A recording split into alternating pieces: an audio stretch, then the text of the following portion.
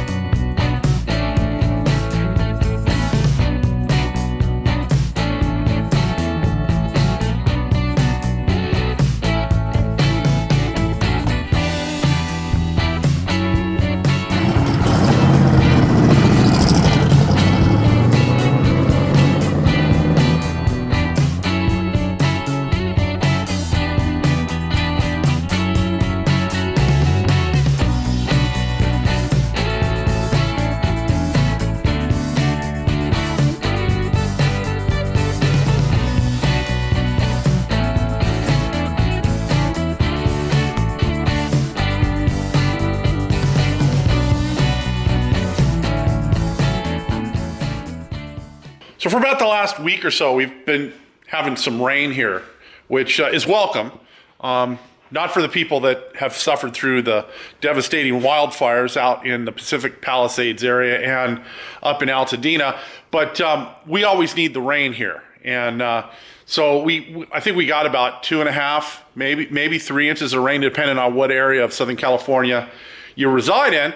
But it gave me a good opportunity to do some work in the shop that I've kind of been putting off. So I worked over the past couple months trying to procure some warehouse racking. And if you've ever had to deal with a lot of the people that sell stuff on Facebook Marketplace and Craigslist, you'll know exactly what I'm talking about. Most of them are flakes. You send them an initial message and they either never get back to you or they get back to you and then they go dark after you tell them what you need. Well, I wanted to buy one piece of racking with as many shelves and the wire racks as I could get.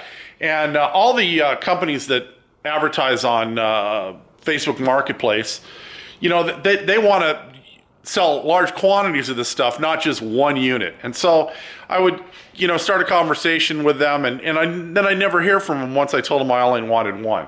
So I finally found a guy that buys some of this surplus stuff from the auctions, and he was able to sell me one unit with, I think, 7 shelves. I've got 2 more shelves outside and more wire racking that I'm just going to put away and store for right now, thinking I might be able to use it later. But, it's a beat-up old unit, and it's got some rust on it, but I really don't care. My main goal was to get all of the Mustang parts that were on the back of the Dually Workbench onto shelves, because this is the only flat surface that I had in the shop to lay the fenders that go along with the Mustang. I just don't have any area upstairs on the mezzanine that lent itself to stacking fenders. So by picking up a piece of industrial racking, I was able to dedicate one entire shelf on the bottom to the fenders and some miscellaneous parts. And then I've got the rear window and some of the other stuff, the rear and front valance up on the second shelf. And I've still got a couple of extra shelves left. So, nothing too glamorous, but it's something that had to be done. And so now that I've got the area on the back of the truck clear, I can pull it outside. I don't like it to sit out in the rain and the weather, but these are the sacrifices you have to make when you invite 3 work projects or 3 car projects into your shop and you've got limited space. So as some of the projects, taper off and they go home, I'm going to try better to just bring one customer project car in the shop at a time. But you know how that goes. I don't want to turn the work down.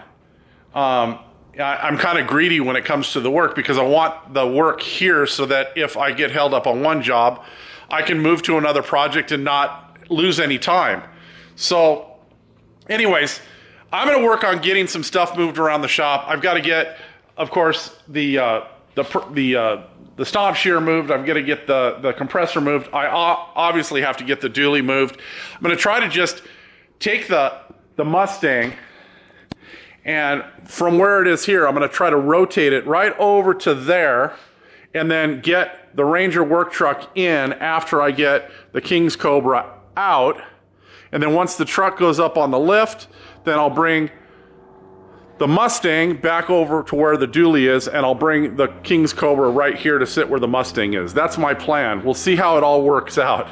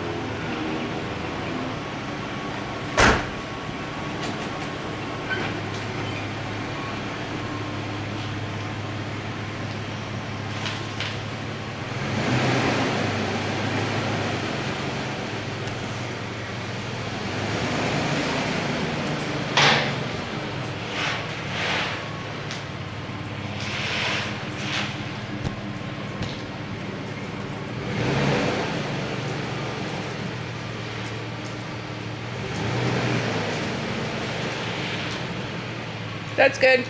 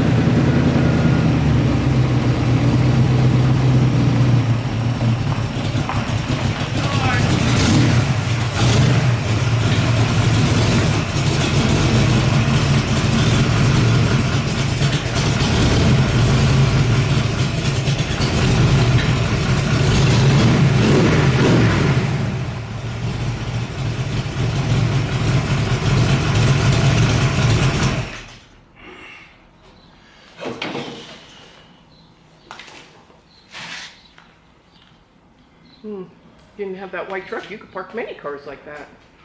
You could get another car in here. Yeah, I could probably fit a Dodge Magnum right here. It might be too long.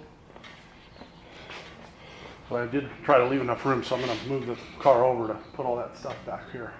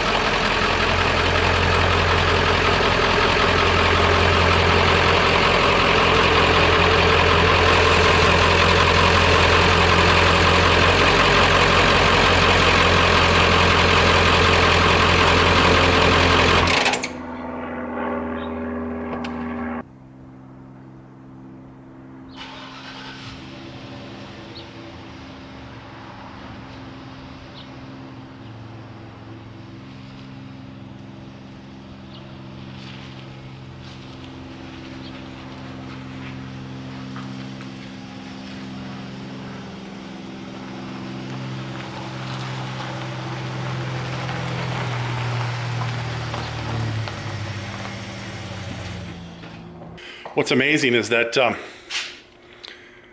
for its era, the Ranger, this Ranger anyways, was considered a mid-size truck.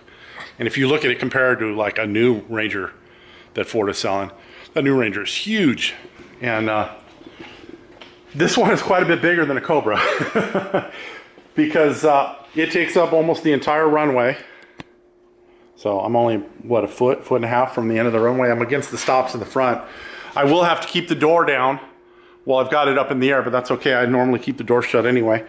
And it took a little effort to get it in here. I mean, I didn't build the workshop to be repairing the Ranger, but because of the situation I'm in with this fuel pump, pulling the bed, the toolboxes, and also the rack off just doesn't seem reasonable. So I'm gonna pull the tank out from the bottom and get the fuel pump replaced, hopefully this week, and get that thing back outside. The King's Cobra made its maiden voyage, so it moved under its own power. It backed out of the shop. It pulled over basically into the side over here and came back in under its own power. Gotta love carbureted cars though, you know. It takes a while for them to kind of warm up.